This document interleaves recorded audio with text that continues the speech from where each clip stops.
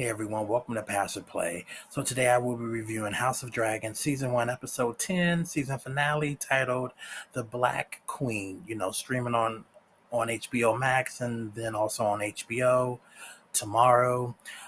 So we open with Lucerys. He's still in self-doubt of becoming Lord of Driftwood and ruler of the sea. He's like, I get seasick just getting on a boat before it even moves. Y'all got me effed up here. I'm not ready for this. And Rhaenyra's like, I understand. I was exactly your age and where you are now, when I was your age, and we must rise to the occasion. And I will be here to help and guide you along the way, my sweet boy. Yeah, and you know, and then from there, Princess Rhaenys, she comes in and bluntly just lets Rhaenyra and Daemon know that Viserys has died and Aegon has been crowned as king, in the dragon pit in front of the masses of King's Landing. And Daemon, he automatically believes that Viserys was murdered, but that's not true because we saw that Alicent didn't murder him. Um, and Rhaenys is like, there's a war with the Greens coming, but it's not my war to fight. I came out of loyalty to my house and husband, you know. and and then at this point, Rhaenyra, she goes into labor with her fifth child, but her daughter is stillborn. And it's like a really bloody kind of scene. She doesn't want the help of her maids or the doctor. She delivers the baby without any of their help. And at the funeral of her daughter, Rhaenyra receives I think, I'm not sure. I think it may be one of the series crowns because Aegon has a crown too. But I think this may have been one of the series crown. But she receives her crown, and also Daemon has the troops prepare for attack, on the island, and kind of basically plan their kind of defense strategy in case the Greens come to try to attack them.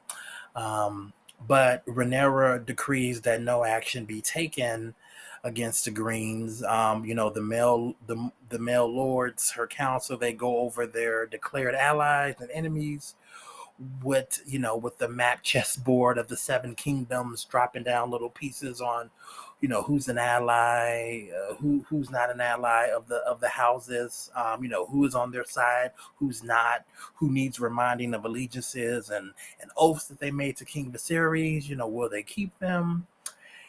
And at this point, Otto comes by ship with a message for Rhaenyra to acknowledge, Aegon as king of the Iron Throne, and return her family with Daemon will be protected. Um, Queen Alicent wants peace and no bloodshed. He gives her some like ripped out pages of something from Rhaenyra's and Alicent's childhood, and it's like there doesn't have to be any bloodshed if basically you just give us what we want, and the oaths and your father, and King Viserys, you know, making you heir to the throne is kind of invalid, basically, um, and she decides not to attack. She says, I will send my decision to King's Landing. And then Rhaenyra lets her court or House of Lords know, what is the point of being Queen of Rubble, Fire, and Ash. Though everyone is advising her to go to war, Rhaenyra is like, no, there's a bigger picture here. The people, not my dragon is bigger than your dragon. She wants to know who all her allies are before having to start a war, And at her hand, she's like, no, I'm not going to be the first one to start a war. She's cautious. She's not stupid. And she doesn't, she's like, it is her job to keep peace and tranquility among the Seventh Kingdom, and going to war is just going to, bring death and destruction to to King's Landing and to the kingdoms. And she if there's a more peaceful way, and that she can handle it, she would prefer to go that way. Though again, everybody else is advising her too. Um, Damon's like, they declared war, so let's go. Let's go. If you want it, you can get it. Let me know. I'm about to effing up. That's what, Damon has this Trick Daddy and Lil Jon thing song playing in his mind, and he's just he's ready to go. And, he gets handsy and he starts choking Rhaenyra when she tells him of Viserys' prophecy, which Viserys didn't share this prophecy with Daemon, it seems. But Damon's like, dreams and omens, they don't make kings, dragons do. And then he leaves to get more dragons to have on the side of their, for them to use in battle. And from there we have Chorus, who's still recovering with a cane, and now he's got a limp. He's looking he's recovering. He's looking better than Viserys did in the previous episode, that's for sure. He's got a cane and he got a little bit of a limp. And, he a pimp, though. He tells Rhaenyra, she has the full support of his house and fleet.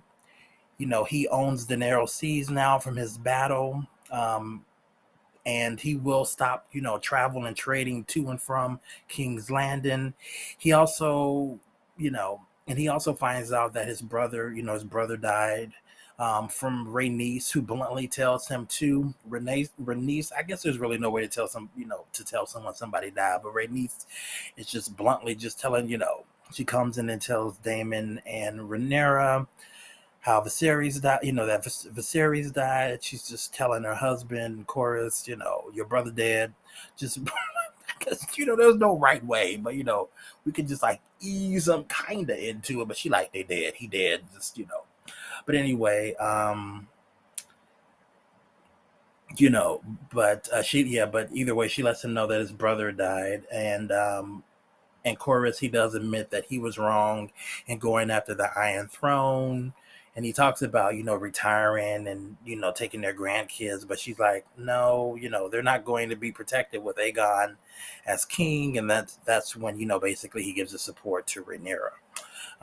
And then Luke or Lucerys and Jacaerys, they volunteer to visit the Three Lord houses and remind them of the oaths that they swore to Queen Rhaenyra and Viserys, and the consequences of breaking them, from, again, because was it House Hightower? They had sworn their oath to Viserys and Rhaenyra, and now they've reneged, and they're supporting the Greens. And so basically, her sons volunteer to go and basically remind these houses, of their oaths and what will happen if they do not, basically continue to pledge their loyalty and allegiance to her and as queen. And then to the sons or the princes, they must go as messengers only, and they can't have any violence. So we get Lucerys. He arrives at Lord Boros Baratheon's house and he ends up seeing Aemon is already there as well with his dragon, and with messages from both Queen Rhaenyra and King Aegon. Boros says that the House of the Dragon doesn't seem to know who's ruling it. He lets Lucerys know, Aemon has promised a married pact with one of his daughters, and something about I don't know, a flag, and I don't know, basically all that entails, his one of his daughters will be married to the king, to a prince of King's Landing. And Lucerys is already betrothed to his cousin, or his fiance, however you want to look at that, and he has nothing to offer.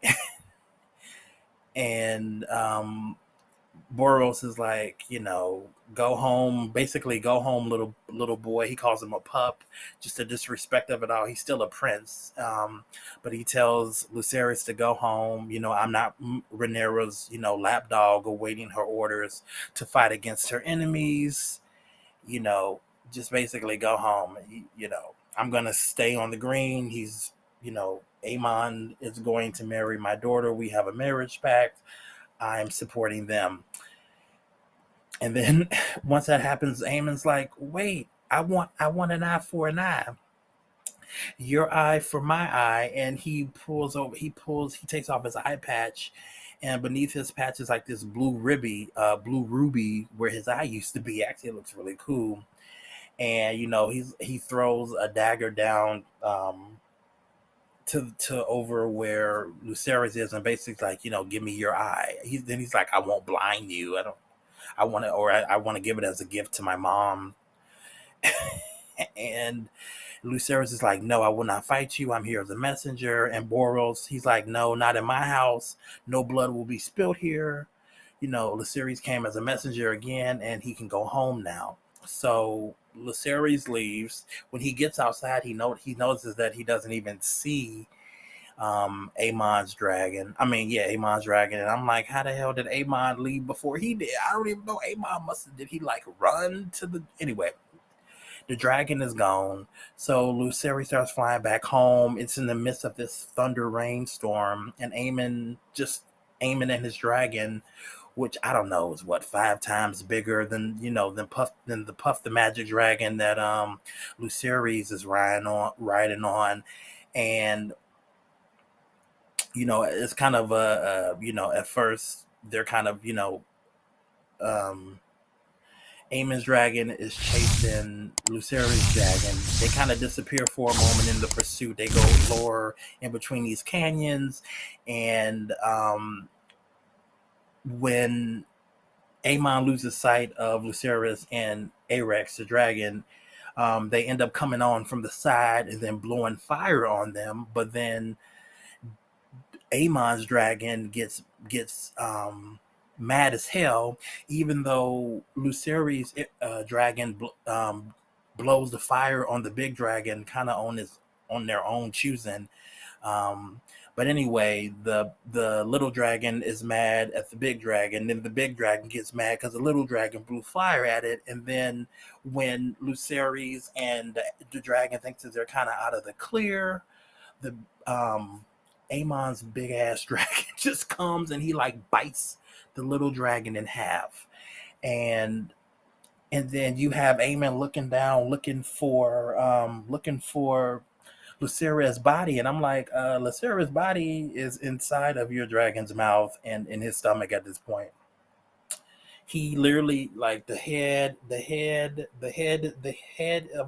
of Arax, Luceri's dragon is here, and Lucerys is like right here. Then that's the rest of the body, and the dragon literally bit like right here between like most of the head and where Lucerys was sitting on it. He ate basically all that one in his mouth. The wings fell off, and the back end of the dragon fell off, but all of that top part kind of went inside of its mouth. And then like the little bit of like the chair or whatever that Lucerys was sitting on, that just fell down in the sky, which is what Aemon was looking at. It's like, yeah, the body is gone. It's in your dragon's stomach, right? And now we all know what happened to Puff the Magic Dragon. He was not ready. Um, the little dragon has something to prove to the big dragon, but his fire, like they say, what his fire gave receipts that his body could not handle. So, and then from there, we go back to Driftwood, and Damon comes in, and then I was like, it's all silent. They got like the violin music playing, and Damon tells Rhaenyra that Lucerys has died. And they have their back to kind of the court of the lords, facing the fire, and you can see that like she's kind of like, she humps over a little bit, just taking that news. And then she turns around with like tears, a little bit of tears in her eye falling down her face, and she looks angry and mad as hell. And basically, I'm pretty sure at this point we're gonna go to war. And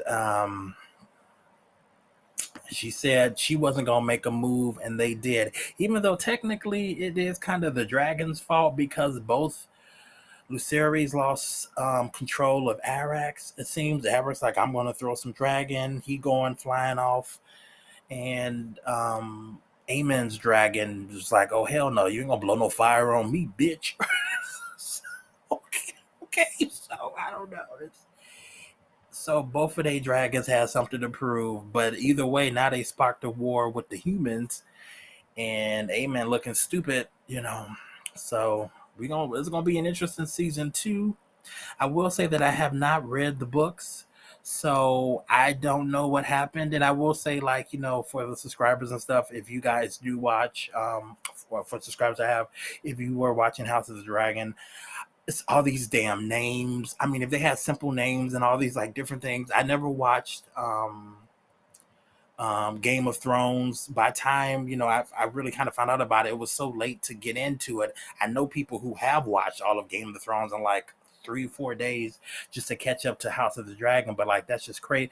It's so many seasons. I was so behind. I didn't even bother watching Games of Thrones, but I think the books are so I don't even know what happens in the book. I'm just watching it as just kind of the TV adaptation face value. But I will say that overall, as I go into this like kind of overall season review, because I have seen all the episodes, I've been watching the episodes, I just haven't been reviewing them. So I figured I'd do the last episode if I could pull it off, and I think I did a pretty good job. But anyway, um, yeah, so I feel like for season 2, it's gonna be interesting if they really do go to war, or what does Rhaenyra decide to do. And in this episode too, and it could be, Rhaenyra lost a lot in this episode. She lost her son, she lost her daughter, she lost her father with what in a week span. That's just it's just a lot of loss. Damon did lose his second child. And in this episode, their dynamic seemed a little bit off, and it could have been because of the daughter. And he found out that his brother died. He feels that his brother was murdered. Now his daughter dies. He feels a certain way. It's just how he's internalizing it, maybe taking it out on Rhaenyra when he was like choking her and all that stuff. So I don't know what all that's about. Okay, but I want to get into the overall season review. So I mean, a lot of stuff happened, prior to episode 10. Um, Damon is a badass, and he's a formidable opponent. That I don't know what was it, the first like maybe episode 2 or 3 or 4 when he was fighting all those guys and that like blaze of glory like towards the end of the episode. But he loves his family. He can be cold-hearted though. He killed his first wife. He loves his brother. He does believe in family, but he's cold-hearted. He can be cold-hearted. He will kill you if he got to or need to. um, Alicent, Rhaenyra being kids, the time jumps. The time jumps I thought were good. I think they did it in a good way. They gave you enough story to kind of follow along. You got a sense of how the characters kind of felt about each other as far as, the main Targaryen family. You did get the opposing views of Daemon and Viserys. And and the series leprosy and being king, and the toll it was, the physical toll that and the physical toll and health, and decreasing health that it was taking on his body is just kind of really sickening. I think all the actors here are like top notch, and if you go on their IMDb pages, you see that they went to these like highly esteemed, like a lot of them, British type, BAFTA kind of schools or whatever. So I mean, these are classically trained actors and actresses, so they know what they're doing. Um, but Allison, also the kid actors as well. They were all good. Everybody I feel like brought their A game. The writing is good. I mean, the only thing I wish. I mean, now again, I didn't see Game of Thrones, so I don't know. I don't think they have wizards or magicians, but I thought that would be kind of cool if they had that. Because I'm like, if you got dragons, why ain't you got like, where's Merlin when you need it? But I wish maybe there was like actual magic. That would be kind of. I mean, it'd be a cool element, but I don't necessarily think it needs it. This the show has been kind of, it's more dialogue heavy, but you do get to see the moving pieces of the politics and how, all these different lords and courts and houses are operating. That's cool because the dialogue is intriguing. A lot of that does keep you engaged. and the pacing is good. All of it's not boring. I just wish there was more action because I just like action. I just wish there was more dragons, or like can't throw some magicians in or something in there. Magicians and wizards, that would be cool. Some mages, whatever you want to call them. Um, but and then the family dynamic, sleeping with your uncle, sleeping with your cousin, marrying your sister, um, you know, um, Viserys, first wife dying. That was sad. The decision that he had to make, all that's good. I mean, it's sad, but it's good. It's just as far as them, how they showed it and kind of how it unfolded. Um, and him marrying Allison without even telling his daughter. The evolution of Allison's character, how she's had to become more stronger and self-sufficient as a mother, as a queen. Her kids, Aegon, touching himself outside of a window, just like random weird stuff. Amon's, still in, was it Lenora's dragon, getting its eye taken out. I mean, they were defending the honor of their cousin slash future wives, Lucerys and Jaceres. They were defending themselves. So I mean, that's what happens. I don't know. It's like he's acting like he's a victim. It's like you were wrong, and they had the right to defend themselves, right? They just weren't going to take your crap, um but just the overall messiness of the whole Targaryen bloodline, Rhaenyra and Sir Cole, him being jealous, of her duty that she did, as to honor her, as her loyalty to her father and the kingdom. Her relationship with oh my god, what's his name, with Rhaenyra's relationship with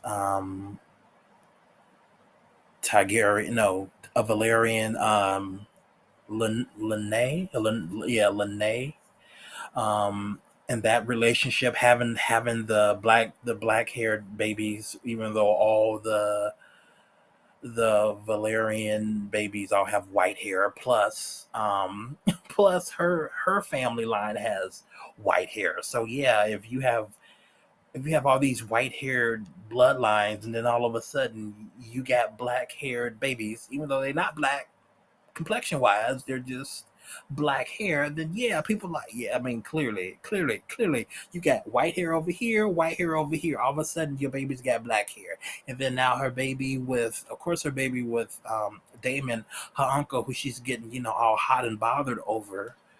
Which I'm gonna be quiet.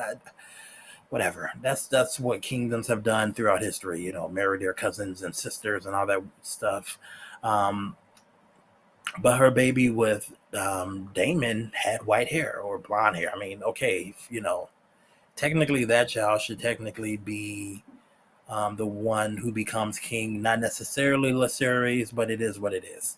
Um, and of course, they're betrothed to their cousins. On the Valerian side. Otto, the king advisor, and his deceit, putting his daughter, basically in the king's eye line to be the queen. Um, I would say again, Rhaenyra's evolution as a character, that was all great. Corus Valerian, wanting the Iron Throne, making jokes and cracks at Viserys. Damon standing up for his, brother. The respect that he had for his brother as king, as far as to other people opposing him, but kind of his own personal feelings on Viserys, the way that he ruled. Princess Rhaenys, the queen who never was. Um, And Lenore Valerian marrying Rhaenyra. They did try, they just didn't have any kids, but he loved them as if they were his own, even though he had his male side pieces at that coronation or whatever party, and Sir Cole killing the side piece or whatever. Sir Cole and his kind of disdain for Rhaenyra, but I mean, she told you what it was, and I mean that's what it was. I mean, even though she, got all hot and bothered by that night with her uncle, he chose to sleep with her, even though he had promised to do what even though he had promised to be what celibate and all that, you still chose to sleep with her. So she's like, no, I won't go off to you on this boat. She you know she she followed through on what she promised to her father. There's so many things, oh my god. You have Lara Strong, the snake who killed his own father and brother by choice. Lord Lionel Strong, who was Viserys' best advisor, who had principles and believed in helping his people in the betterment of the kingdom, who was a good advisor, but because his son, Harwin who had Rhaenyra's, who was the father of Rhaenyra's three babies, he felt, that he could no longer be, the king's advisor. And Allison, like, why are you trying to step down, and Viserys, I guess, being in denial about the fact that you got these black-haired babies with two different bloodlines of, white hair. Okay, fine. They're your, I mean, they were still his, his grandchildren, but not from Lenora Valerian. Um, Again, everything was good. But yeah, Larry Strong and then the foot fetish thing. That's just, I guess maybe because because he has a bad foot, he's attracted to feet. I guess. I do like that, and throughout history, there have been great female women rulers, not just male rulers, but of course, during its time, men care about having power and being power. Just because you're a man does not automatically make you the best ruler. Just because you're a woman does not automatically make you the best ruler. But it's just, to me, it's just really petty that they have such a problem with a woman being in charge. But I mean, it is a patriarchal society in this book, and we live in a patriarchal society, in the current, the world that we live in. So all that's interesting in comparing and contrasting everything. Again, this is just me trying to do a quick overview of kind of the full season, but either way, I loved everything. Sorry I wasn't doing episode by episode for the people who are subscribed, but all these damn names, why can't they just be called, John Jacob Jingleheimer Smith, Tom, Dick, and Harry, Tom, Dick, and Mary, whatever, like simple names, all these names, all these different dragon names. It's just a lot of stuff trying to. It was a lot for me just to do this because I'm looking. I'm like, what's the name? I'm writing it like RAYNIECE.